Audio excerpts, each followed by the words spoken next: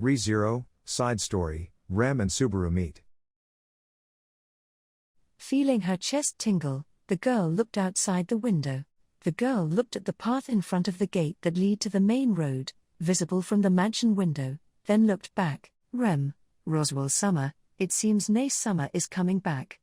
It looks like she's in a bit of a rush, though. Roswell, she's coming back earlier than planned. Since she's coming back soon, that must mean that she had left there at night. The man responded carefreely to the girl who gave a report based on her chest tingling, and he really sounded like he was feigning ignorance. It was a person who was sitting in a leather chair and held a cup that gave out steam. He had long indigo blue hair. His different-colored blue and yellow eyes were mesmerizing. You could say that at a glance he looked like a frail, handsome man. However, the clown makeup applied on his face ruined these classy impressions. Roswell, in a rush, I wonder if something happened. Do you know the details? Rem, I'm sorry. I don't know much about the situation. But, it seems Beatrice Summer has work to do. Roswell, Beatrice does? I see, but, that means a bone has been broken. When Roswell looked up at the ceiling upon hearing her explanation, he pompously put down the cup onto the desk. After that, he fixed the posture of his long legs, and when he turned around to face the girl as he moved the chair, he said, Roswell, at any rate, the things rammed as usually aren't pointless, I think. Sorry, but can you go find Beatrice? I think she may be a little late, Thor. Rem, yes, understood. After receiving her master's orders, she lightly held onto the maid outfit she was wearing and answered with a perfect curtsy. On her lowered head, where she wore a white headdress, she had somewhat short blue hair. After the servant bowed, Roswell tugged on his chin approvingly and said, Roswell, well then, please take care of business, Rem. The girl Rem bowed formally again, and quietly left the office. 2. With her blue hair swaying, Rem walked briskly through the mansion's spacious corridor. It was Lucknow Margrave Roswell L. Mathers' mansion. Rem was the head maid of this mansion. She was a maid that could do everything and did most of the mansion work. Even though the Roswell mansion was pretty big for a mansion, there were currently only 2 people who were permanent maids due to various reasons. There were only Rem and her twin sister Ram. So, Rem made up for lack of workers and took care of most of the mansion work by herself. And then today, she had been contacted by her sister that had been away from the mansion for business. Then the exchange from earlier happened. Rem, judging from the range of synesthesia, I suppose Nay Summer will be back in about an hour. There did exist magic where they could communicate in real time that also cancelled far distances, but the sisters didn't need that. The synesthesia the twins had. Rem and her sister Ram possessed a special ability that relayed strong emotions and small thoughts. She had felt her sister's return and her slight sense of impatience precisely as a result of synesthesia. However, at this point in time it was uncertain whether she'd be able to do what her sister had asked of her. Rem, if only the Great Spirit was here, things would be much easier. Beatrice Summer. Rem boldly rose up to the difficult challenge, talking about how there was no use in asking for too much. The challenge was very simple: open every single door that she sees. However, there was almost 100 doors in the mansion. This was, of course, no easy task. Rem, Beatrice Summer, which one are you in? She opens the door that had a reference room plate on it.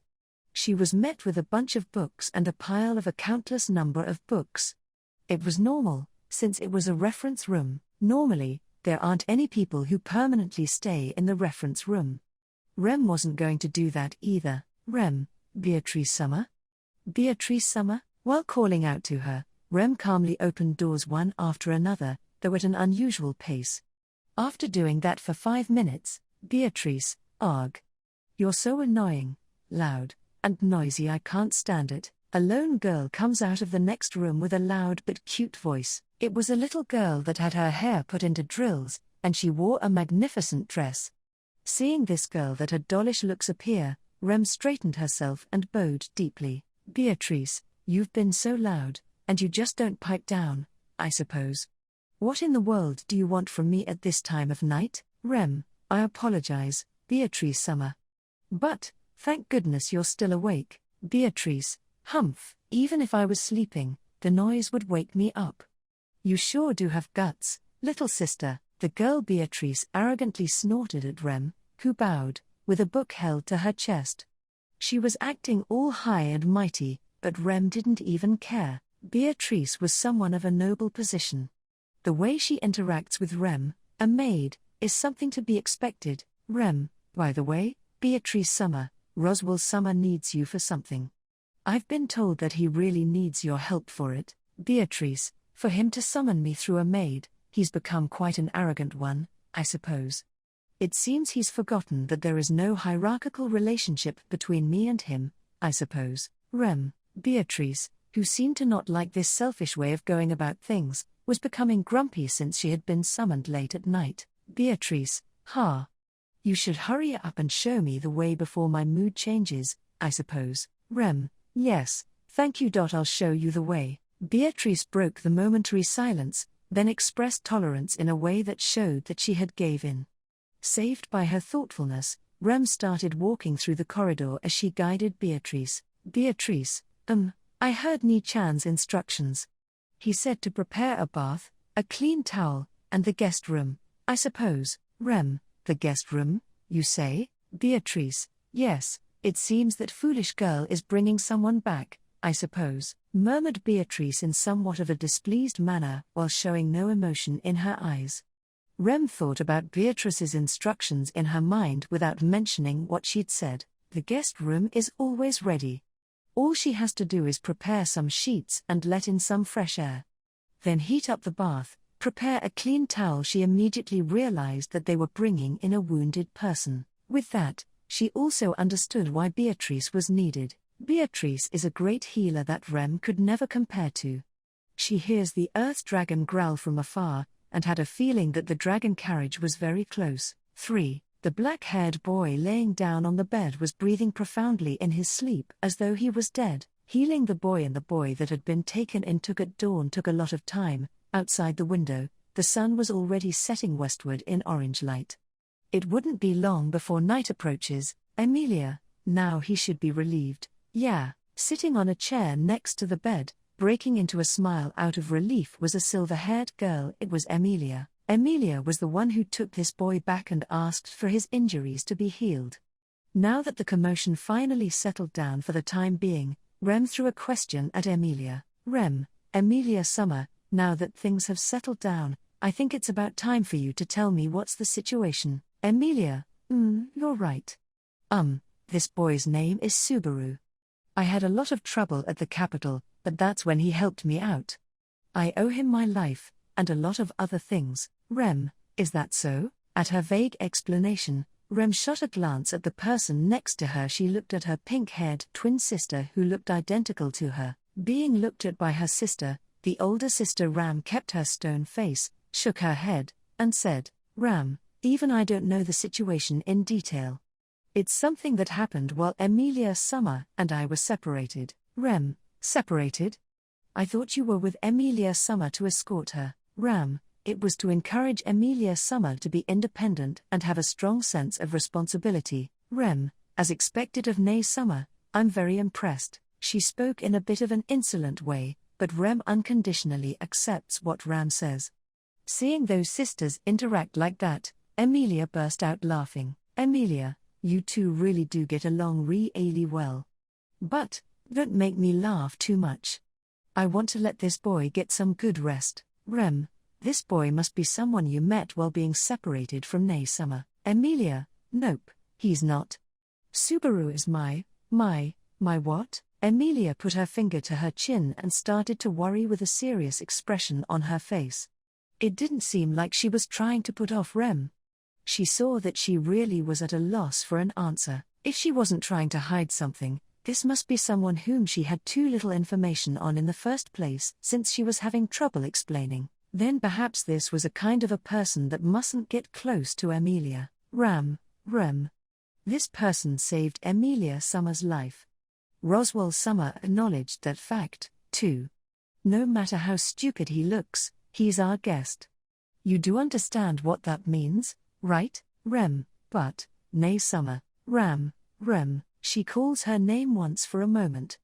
Rem felt like her sister had looked deep into her heart, and after that she couldn't continue. Emilia stared at the silent sisters in confusion, then slowly sat down. Emilia, I actually want to stay by his side until he wakes up, but apparently he won't wake up until morning. Ram, we were told that she used up most of his mana to heal, after all.